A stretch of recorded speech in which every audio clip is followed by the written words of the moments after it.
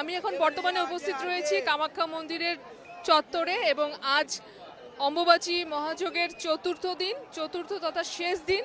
আজ গভীর রাত 3:19:17 অম্বুবাচীর নিবৃত্তি হবে, অর্থাৎ শেষ হবে। তারপরেই মায়ের গর্ভগৃহ খোলা হবে, কিন্তু তার আগে বিশেষ পুজো অর্চনা হবে, তারপরেই কিন্তু মন্দিরের গর্ভগৃহ খোলা হবে। আজ কিন্তু অম্বুবাচী উপলক্ষে সারাদিন সকাল থেকেই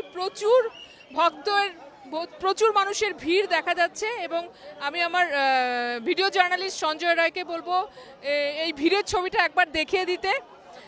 সকাল ভোর 5টা না হতেই এখানে ভিড় প্রচুর, একটু একটু করে পায়ে পায়ে ভিড় বাড়তে থাকে এবং বেলা যত গড়াতে থাকে মানুষের ভিড় ক্রমশ বাড়তে থাকে।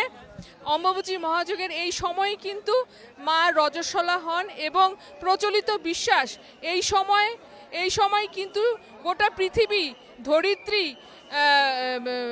ধরিত্রী একদম উর্বর হয় এবং অম্বুবাচীর পরই ধরিত্রী শস্য শ্যামলা ফসলে ভরে ওঠে।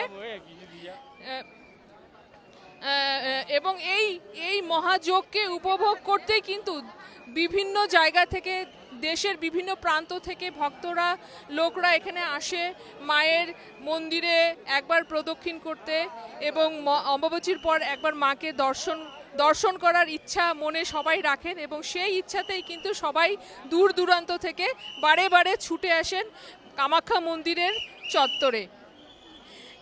ভিডিও জার্নালিস্ট সঞ্জয় রায়ের সঙ্গে আমি রিঙ্কি মজুমদার, এনকেটিভি বাংলা।